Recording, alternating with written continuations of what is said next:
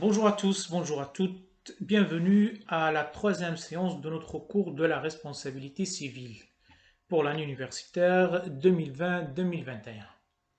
Nous poursuivons donc notre cours de la responsabilité civile et nous allons étudier dans cette séance numéro 3, le chapitre 2 des titres premiers relatifs au domaine de la responsabilité civile. Pour bien se situer, voici le plan du cours.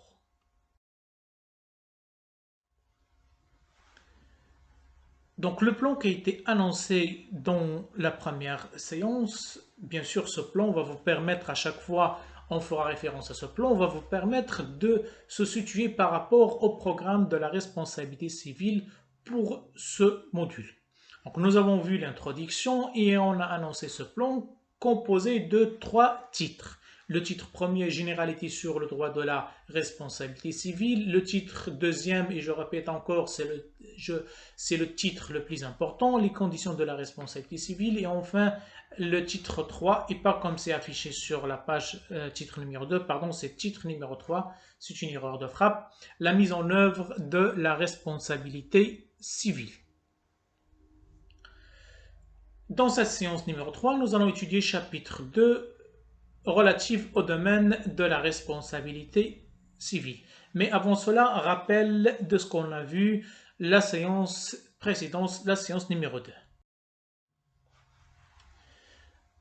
Dans la séance numéro 2, nous avons étudié le chapitre premier sur les fonctions et les fondements de la responsabilité civile. Donc c'est un chapitre simple composé de 2 titres.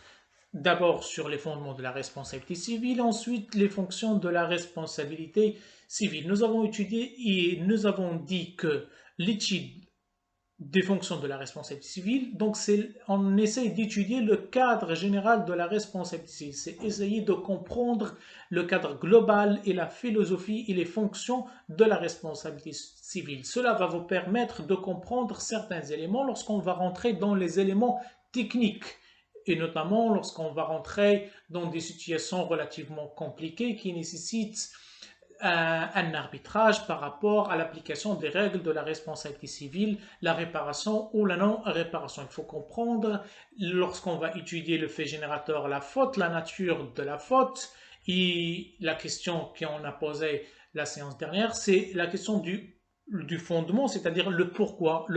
Pourquoi le responsable devrait-il réparer un dommage? Et la réponse était simple en apparence et difficile dans son substance, c'était parce que le responsable a commis une faute. Et on a dit que, supposons que le responsable n'a pas commis de faute, nous allons se placer du côté de la victime, dire, et pourtant, même s'il n'y a pas de faute, du moment qu'il y a dommage, la victime mérite réparation.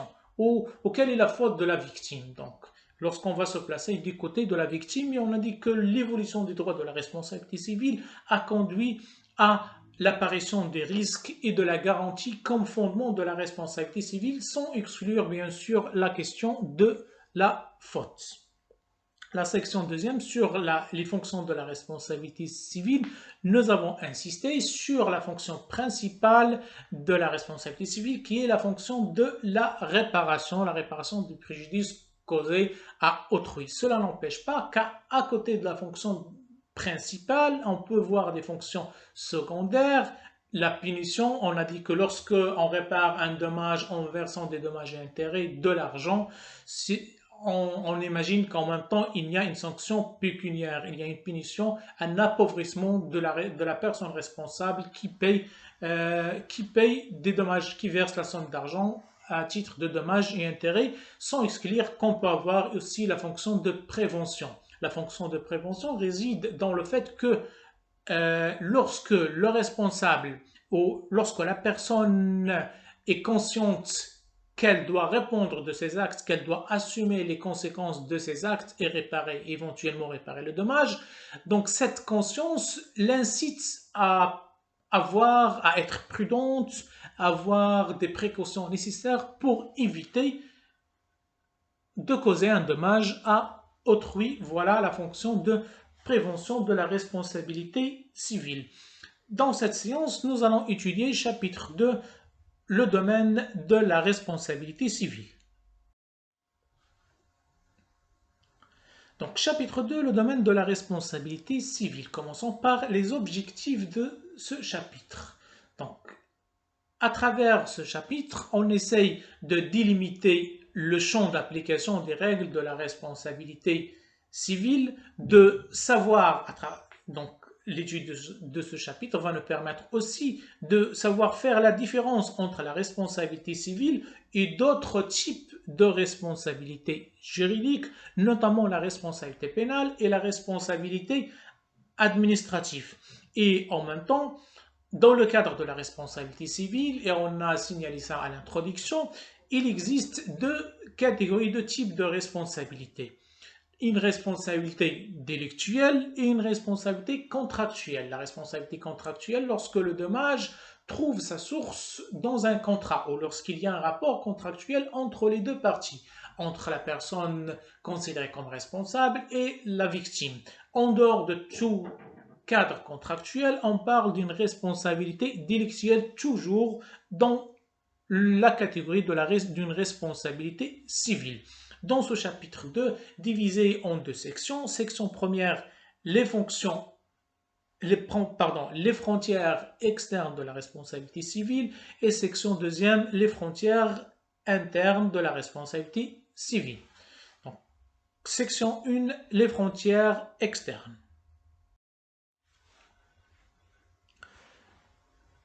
Section première, les frontières externes. Lorsqu'on parle des frontières externes, il s'agit de voir certains régimes de responsabilité juridique.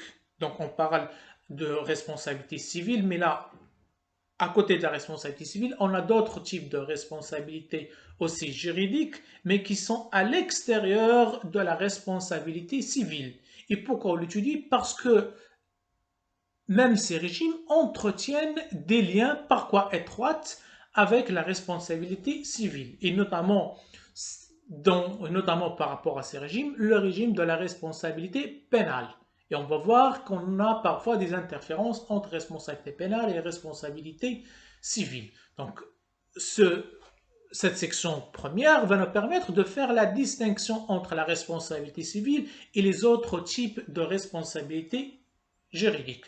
Paragraphe premier, on va voir la responsabilité civile et la responsabilité pénale. Paragraphe deuxième, la responsabilité civile et la responsabilité administrative. Donc, toujours avoir l'image on étudie, on les a appelées les frontières externes, c'est-à-dire qu'ils sont des régimes de responsabilité. On a dit que le régime de la responsabilité, c'est l'obligation de répondre de ses actes et d'assumer les conséquences. Donc, des régimes de responsabilité juridique, mais sont à l'extérieur. Externe, c'est pour ça qu'on les a appelés externes, à l'extérieur de la responsabilité civile. Et dans la section deuxième, des frontières internes, c'est-à-dire à l'intérieur même de la responsabilité civile. Commençons donc par paragraphe premier, responsabilité civile et responsabilité pénale. Donc, dans le cadre de ce paragraphe, on va essayer d'avoir une idée générale sur la responsabilité pénale. Bien évidemment, vous allez étudier ou vous avez étudié la responsabilité pénale dans le cadre du droit pénal, je pense en S2, en S3. Nous allons voir juste une idée générale ou rapide et en même temps essayer de le lire et de voir les liens qu'entretient la responsabilité pénale avec la responsabilité civile. Commençons donc par grand A, notion et fonction de la responsabilité pénale. Ensuite, on va étudier dans le cadre de grand B la mise en jeu de la responsabilité pénale. Une définition de la responsabilité pénale. La responsabilité pénale est l'obligation de rendre compte et d'assumer les conséquences de la violation d'une disposition d'ordre pénal ou une disposition de droit pénal. Donc, la responsabilité, c'est toujours rendre compte et assumer les conséquences. Mais là, on parle plus précisément de les conséquences de la violation d'une disposition de droit pénal. Cette disposition peut être une règle figurant dans le code pénal ou une disposition pénale, mais qui se trouve dans diverses lois. dans diverses lois. Parfois, on a des lois en domaine de droit des affaires ou de droit financier, mais on trouve des dispositions qui sont d'ordre pénal. Donc, on parle d'une responsabilité pénale du moment qu'il y a une violation d'une règle jugée de droit pénal ou une règle d'ordre pénal. En domaine pénal, bien sûr, lorsqu'on parle d'une règle pénale ou d'une violation du droit pénal, on parle d'une infraction.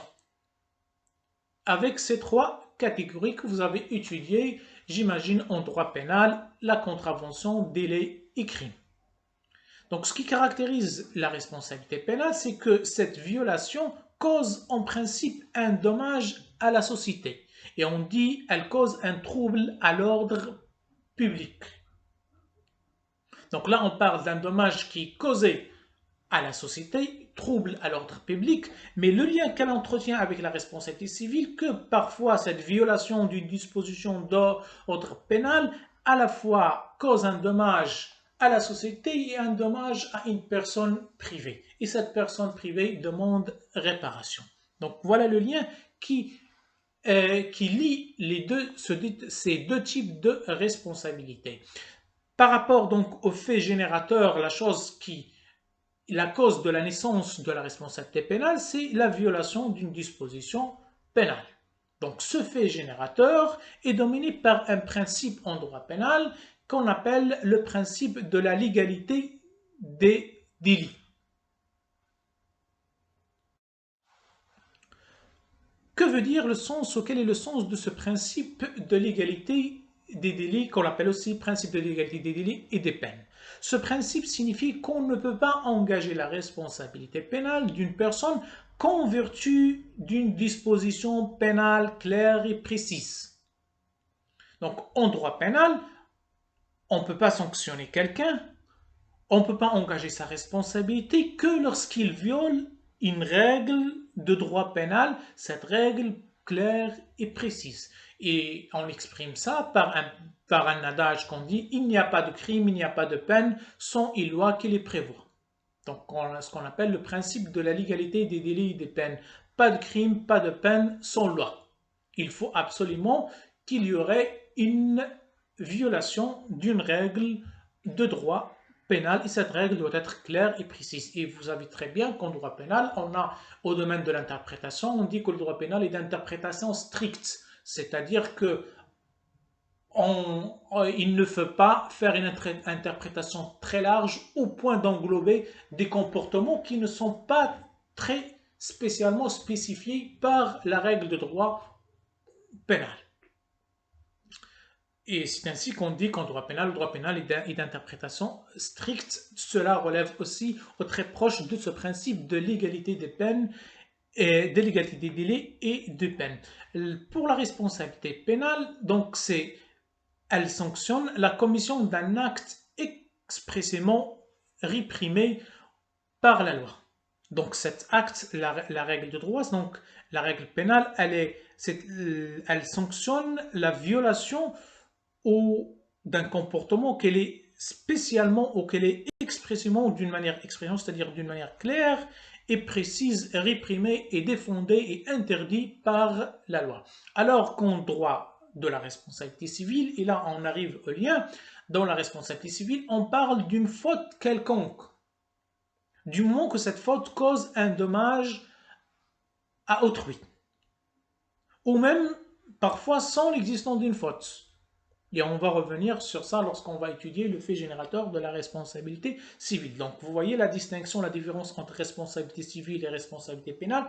La responsabilité pénale, c'est il faut spécialement la violation d'une règle précise et claire de droit pénal, alors que la responsabilité civile, n'importe quelle faute, une faute quelconque, simple imprudence ou une négligence, ou parfois même sans faute, peut conduire à engager la responsabilité civile du moment, une chose aussi importante, du moment que cela a causé un dommage à autrui. De là, on comprend les fonctions essentielles de la responsabilité pénale. Alors que la responsabilité civile comme on vient de le dire, poursuit clairement un objectif de réparation. L'objectif principal de la réparation, de la responsabilité civile, c'est la réparation d'un dommage, raison pour laquelle on l'a défini comme l'obligation de réparer le dommage causé à autrui. La responsabilité pénale poursuit un objectif de sanction, de punition des comportements qui heurtent l'ordre public. Du moment que le comportement heurte l'ordre public, un comportement qui est en quelque sorte contraire à la société, un comportement qui est à la suite à la violation d'une règle de droit pénal, donc à ce moment-là intervient la responsabilité civile pour une fonction principale qui est la punition ou la sanction. Donc à ce stade-là, donc, il faut distinguer entre la sanction pénale et la sanction civile. Donc, nous avons étudié l'année dernière en droit des obligations la sanction civile. Et la sanction civile, on l'a même signalé, dans ce cours, c'est essentiellement la réparation. Cela n'empêche qu'il y a aussi d'autres sanctions civiles, comme le fait de la saisie. Donc, le fait de saisir le bien de quelqu'un pour se faire payer, c'est aussi une sanction civile. Mais la sanction pénale qui nous intéresse essentiellement dans la responsabilité pénale est de deux types. On parle de peine principale. La peine principale, c'est soit une amende, soit incarcération. Incarcération, c'est l'emprisonnement ou la prison. Ça, c'est la sanction pénale. L'amende, on l'a déjà définie, c'est la somme d'argent versée à l'État suite à une contravention, suite à la violation de la loi ou d'une disposition de droit pénal. Elle est distinguée du dommage-intérêt dans la mesure où le dommage-intérêt, c'est aussi une somme d'argent, mais versée à une personne privée et non pas à l'État. À côté des peines principales, on a ce qu'on appelle les peines complémentaires. Des peines complémentaires qui ici relèvent de la responsabilité pénale, comme la suspension ou le retrait d'un permis de conduire, l'interdiction d'exercer un type d'activité professionnelle, par exemple l'interdiction pour un avocat d'exercer une activité ou l'interdiction d'exercer une activité professionnelle du médecin ou de notaire, ce sont des sanctions pénales. Donc la fonction essentielle de la responsabilité pénale, c'est la punition, c'est la sanction, alors que la responsabilité civile qui nous intéresse essentiellement dans ce cours, c'est la fonction de la réparation.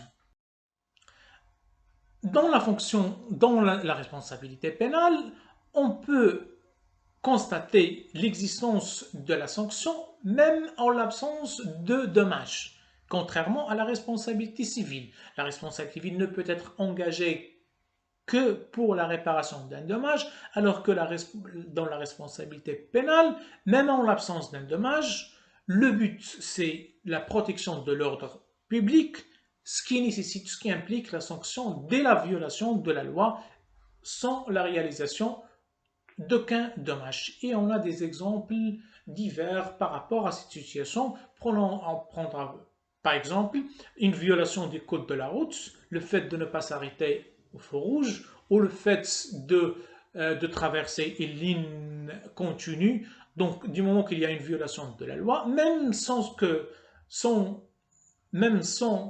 n'a causé un dommage, il n'y avait pas d'accident, personne n'a été touché, et pourtant, il y a la sanction en droit pénal, en droit de la responsabilité pénale. La consommation de produits interdits, la personne responsable au niveau pénal, sans causer un dommage à personne, et pourtant il y a de la sanction et on peut avoir divers exemples. Une simple tentative peut aussi être sanctionnée sans la réalisation du dommage. C'est quelque chose important qui caractérise la responsabilité civile ou la sanction dans la responsabilité civile, c'est-à-dire même en absence du dommage, du moment que il y a une violation d'une règle de droit pénal. Pourquoi? Parce qu'on considère que la violation de cette règle conduit à un trouble à l'ordre public. Et le but du droit pénal, c'est de protéger de la société et aussi un but de prévention. Grand B, la mise en jeu de la responsabilité pénale. Commençons d'abord par les acteurs de la responsabilité pénale. En domaine de la responsabilité, on a les deux personnes essentiellement qui interviennent sont le ministère public représenté par le procureur du roi ou le procureur général du roi contre l'auteur de l'infraction devant une juridiction répressive. En droit de la responsabilité pénale, on a toujours deux personnes privées. Une simple personne qui demande réparation à une autre personne qui lui a causé dommage. Et donc c'est la victime qui va intenter une action en justice pour demander réparation. Donc à l'origine de l'action, c'est la victime et personne privée. Alors que par rapport aux responsabilités pénales, ce n'est pas la victime, c'est toujours le ministère public, c'est-à-dire l'État. Du moment qu'il y a un trouble à l'ordre public, c'est l'État qui intervient, le ministère public représenté au Maroc par le procureur du roi. Et la peine est proportionnée à la gravité de l'infraction assumée à titre personnel par l'auteur de l'infraction. Et bien évidemment, vous avez vu que le classement des infractions en fonction de la gravité de l'infraction entre contravention, délai et crime.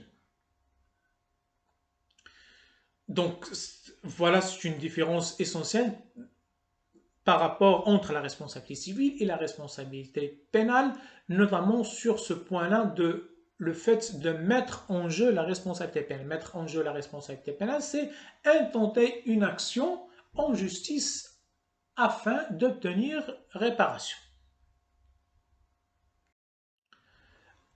À quel moment on a une interférence entre la responsabilité civile et la responsabilité pénale? On a on va dire, pas totalement une confusion, mais c'est à ce moment-là que les deux types de responsabilités entretiennent des liens. C'est lorsque le fait générateur à l'origine de la responsabilité pénale et en même temps le même fait qui est aussi à l'origine d'un délit civil de la responsabilité civile. Donc on parle de délit civil. Donc ce n'est pas le délit pénal. Donc délit civil, donc ce terme général lorsqu'on parle d'une responsabilité délictuelle, c'est-à-dire juste pour la distinguer de la responsabilité contractuelle.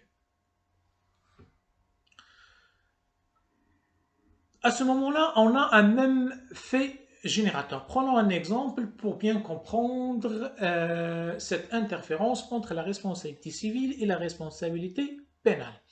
On a un comportement par exemple, blessure volontaire ou un accident de circulation qui cause des dommages à autrui. Blessure volontaire, une agression contre une personne qui a causé des dommages à la victime, qui a causé des dommages à la victime. À la fois, ces blessures volontaires sont les conséquences de la violation d'une règle de droit pénal, et en même temps, c'est une faute civile qui a causé du dommage à autrui. Supposons cette, par rapport à la victime, donc la victime qui a subi un dommage, elle demande réparation. Donc il y a le dommage causé à la victime, mais il y a en même temps un dommage causé à la société. Il y a un trouble public causé à la société. Donc le but des règles de droit, et notamment les règles de droit pénal, c'est d'instaurer la paix sociale dans une société. Lorsque une personne en violation d'une règle de droit pénal, cause des blessures volontaires à autrui, donc il trouble l'ordre public, il cause un dommage à la société et en même temps un dommage, on parle d'un dommage général, et en même temps un dommage spécial, dommage privé à la victime. Et à ce moment-là, on a à la fois la responsabilité pénale et la responsabilité civile. Mais la solution de principe, lorsqu'on a une interférence entre les deux, c'est que l'exercice de la responsabilité civile devant la juridiction répressive saisit de l'infraction. Donc, l'auteur de la violation ou l'auteur de l'infraction va être poursuivi devant une juridiction répressive, poursuivi par qui? On vient de le dire, poursuivi par l'État représenté par le ministère public. Donc, c'est le ministère public qui va poursuivre cette personne pour violation de la loi, pour trouble à l'ordre public. Pourquoi? On a dit que la fonction essentielle de la responsabilité pénale, c'est la sanction, pour être sanctionné. En même temps, la victime, elle va se présenter, elle va intervenir dans l'action pour se constituer partie civile. Donc, les deux parties, ce n'est pas la victime et l'auteur de l'infraction. Les deux parties, c'est l'auteur de l'infraction et l'État. Mais la victime, la personne privée, intervient. On dit il se constitue partie civile. Pourquoi? Pour demander réparation de son dommage.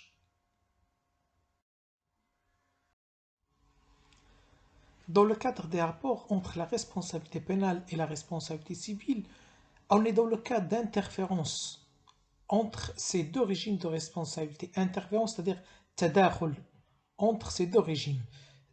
C'est-à-dire qu'on a le même fait générateur, la même violation d'une loi ou d'une règle de droit pénal, et à la fois cause un dommage à la société, un trouble à l'ordre public, et en même temps, elle cause un dommage à une personne privée victime.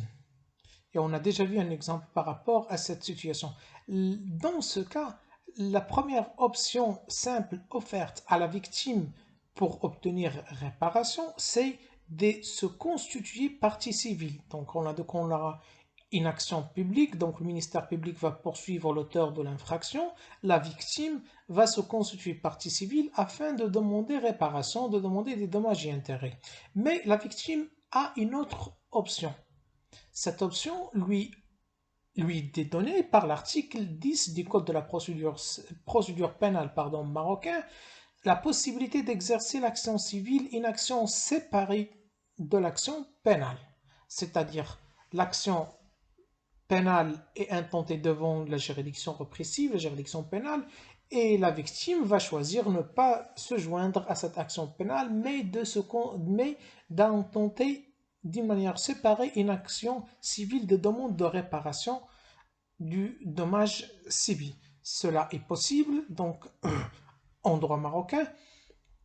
Dans cette situation, lorsqu'on a deux actions en même temps, deux actions qui trouvent leur source dans le même fait générateur, l'action civile exercée doit être suspendue par ce qu'on appelle un sursis. C'est-à-dire, le juge civil doit arrêter de statuer sur la demande de réparation de la victime jusqu'à la décision définitive du juge pénal, de la juridiction pénale. Donc, une fois la juridiction pénale va se prononcer par rapport à l'action pénale intentée par le ministère public, à ce moment-là, le juge civil peut se prononcer à son tour. Cela vient d'un principe en droit qu'on appelle le criminel tient le civil en état. Donc lorsque vous entendez, par exemple, vous avez la question que signifie le principe le criminel tient le civil en état, cela signifie qu'en cas où deux actions sont intentées en même temps, deux actions qui trouvent l'origine dans la même violation, dans la violation dans la violation d'une règle de droit pénal qui à la fois cause un dommage à la victime, dans ce cas-là, la règle qui s'applique, c'est ce principe de le criminel tient le civil à l'état, c'est-à-dire que l'action civile va être suspendue en attendant le sort de l'action pénale. Quelles sont les conséquences de ce principe qu'on appelle le criminel tient le civil en état? C'est-à-dire que le juge civil va attendre le juge pénal de se prononcer avant de dire son mot. Quelles sont les conséquences de ce principe? Le criminel tient le civil en l'état. Première conséquence, c'est un avantage un avantage qui est d'avoir une décision cohérente. Une décision cohérente entre la décision, entre l'action intentée devant la juridiction pénale et la juridiction et la juridiction civile. Mais cela n'empêche que si l'auteur de l'infraction est relaxé, c'est-à-dire on a été déclaré innocent pour manque de preuves, pour insuffisance de preuves ou pour une autre raison, cela n'empêche que le juge civil peut le condamner pour imprudence ou pour négligence. Il peut le condamner à réparer le dommage à la victime. C'est-à-dire que le juge civil n'est pas totalement lié par rapport à la décision de la condamnation au nom de l'auteur de l'infraction. C'est-à-dire, il n'y a pas, on peut dire, il n'y a pas l'intention, parce que dans l'infraction pénale, il faut l'élément moral, c'est-à-dire l'élément intentionnel. Il n'y a pas l'intentionnel. En revanche, il y avait une imprudence, il y avait une négligence qui peut être caractérisée comme une faute civile, délit civil, et engendrant ou exigeant la réparation du dommage subi par la victime. Aussi, dans ce cadre, par rapport à l'action pénale, la victime peut renoncer, peut transiger, c'est-à-dire négocier avec le responsable des dommages, se désister, mais cela n'a aucun effet ou aucun incident sur l'action pénale, qui ne peut être ni arrêtée ni suspendue.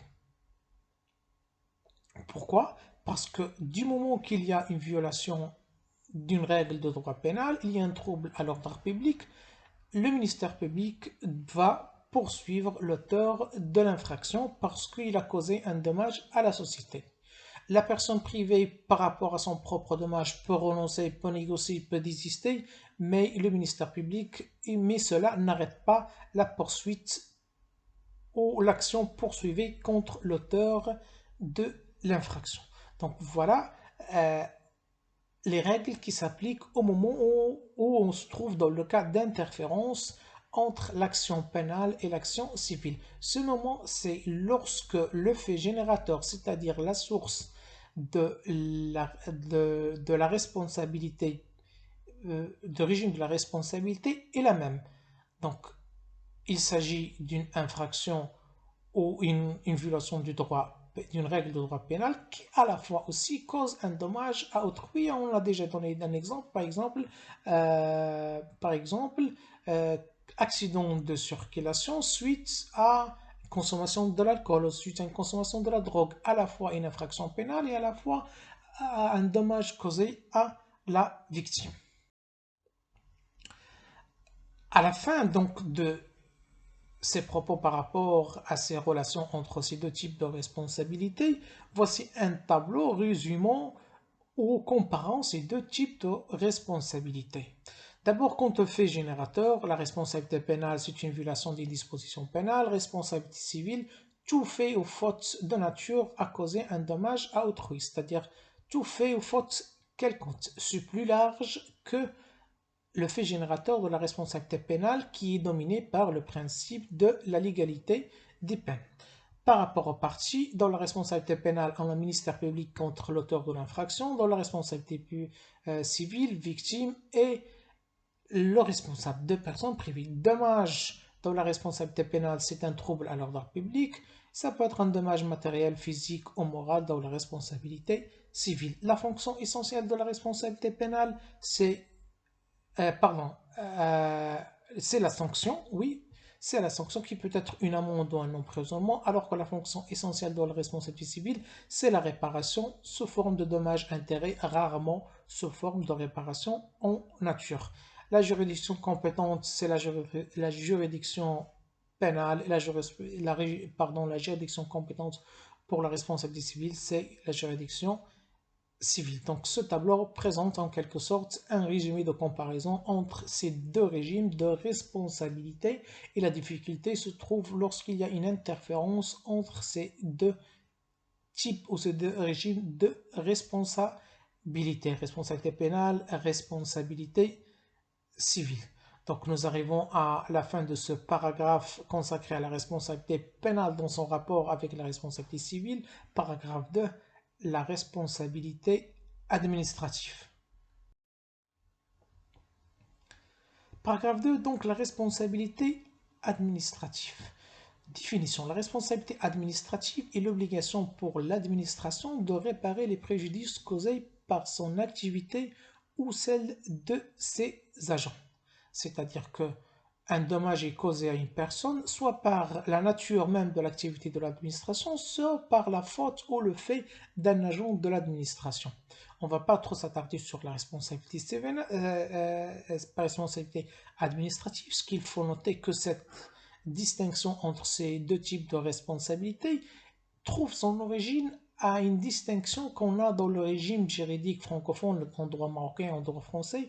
On a une distinction entre droit public et droit privé.